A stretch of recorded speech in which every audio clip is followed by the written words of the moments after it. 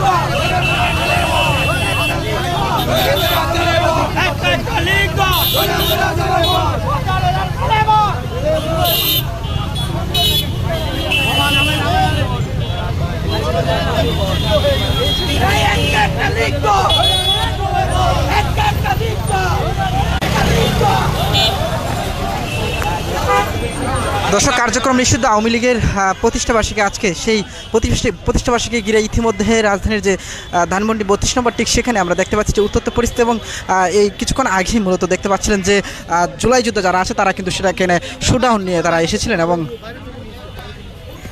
আজকে আপনি আপনার পরিচয়টা একটু বলবেন। আমি আনোমায়াস রাষ্ট্র সংগ্রাম ফোরাম এসডিএফ এর কেন্দ্রীয় সদস্য সচিব।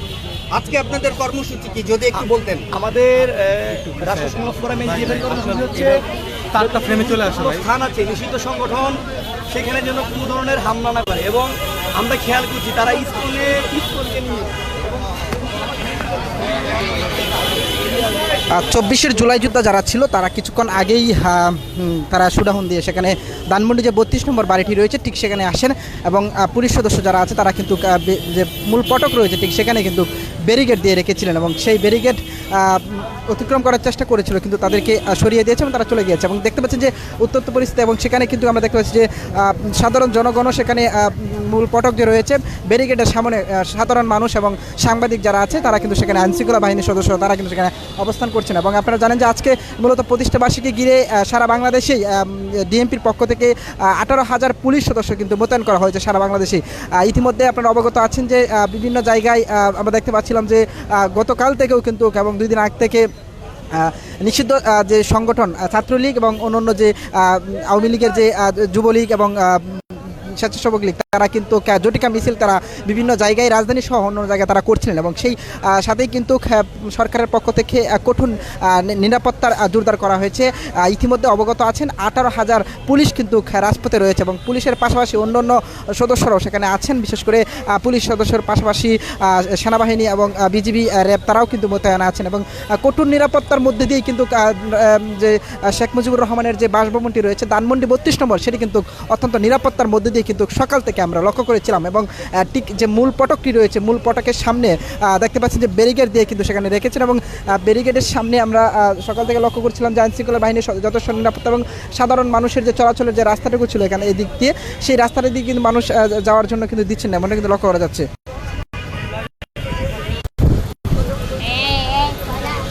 দর্শক, সেখানে আমরা দেখতে পাচ্ছি যে ধানমন্ডি 32 নম্বর বাড়িটি রয়েছে ঠিক সেখানে কিন্তু সাংবাদিক বন্ধুরা রয়েছে এবং পাশাপাশি সাধারণ মানুষও কিন্তু রয়েছে। সকাল থেকে এখন পর্যন্ত যেই সার্বিক পরিস্থিতি তো আপনাদেরকে একটু জানাতে চাই। সকালে 9টার পর থেকেই বাংলাদেশ জামায়াত ইসলামীর পক্ষ থেকে একটি বিক্ষোভ মিছিল তারা করছিলেন আওয়ামী লীগের অর্থাৎ কার্যক্রম নিষিদ্ধ আওয়ামী লীগের বিচারের দাবিতে বাংলাদেশ জামায়াত ইসলামীর পক্ষ থেকে একটি মিছিল ধানমন্ডি 32 নম্বর যে মূল ফটকটি রয়েছে সেখানে আসার পরবর্তী সময় থেকে আমরা যেমনটা লক্ষ্য করেছিলাম যে সাংবাদিকদের সাথে তারা বিভিন্নভাবে হাতাহাতির ঘটনা ঘটেছে এবং ইতিমধ্যে আপনারা অবগত আছেন যে দৈনিক সকালের একজন সাংবাদিক গুরুতর আহত হয়েছে এবং পাশাপাশি অন্যান্য মিডিয়ার সাংবাদিকও বেশ আহত হয়েছে এমনটা আমরা জানতে পেরেছি। এবং ইতিমধ্যে ধানমন্ডি থেকে আপনাদেরকে সরাসরি সংযুক্ত করেছে এবং দেখানোর চেষ্টা করছি বিস্তারিত। আপনারা অবগত আছেন যে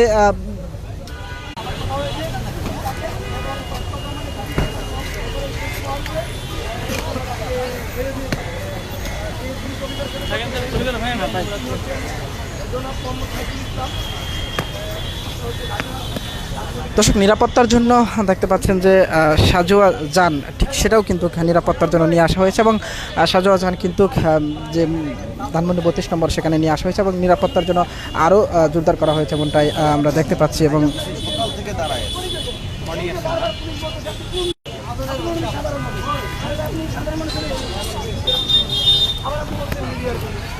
বলতে হবে, আপনাদেরকে আহ্বান করবো যে আপনারা প্লিজ নিজেদের পরিচয়টা দিন যে আমি একজন বাংলাদেশের নাগরিক, আমি একটা রাজনৈতিক দলের সাথে সংগঠনে আছি।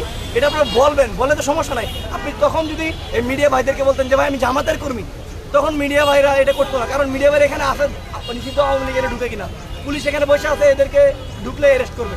তো আপনাকে তো তাই মনে করছি, সেই জন্য পুলিশ নিয়ে গেছে। এখন এটা অনেকেই দেখবেন যে বলবে যে পুলিশ ইয়ে করছে, আসলে সব দোষ পুলিশে দেওয়া যাবে না, আবার সব দোষ সাংবাদিকদের দেওয়া যাবে না। এটা জিনিসটা বুঝতে হবে, বুঝে কাজটা করতে হবে। ধন্যবাদ সবাইকে। অবস্থান দেখছেন ওরা আসবে কিভাবে? আমি বলি ওদের তো কোনো কার্যক্রম নাই, ওরা ভয় লাগে জানেন।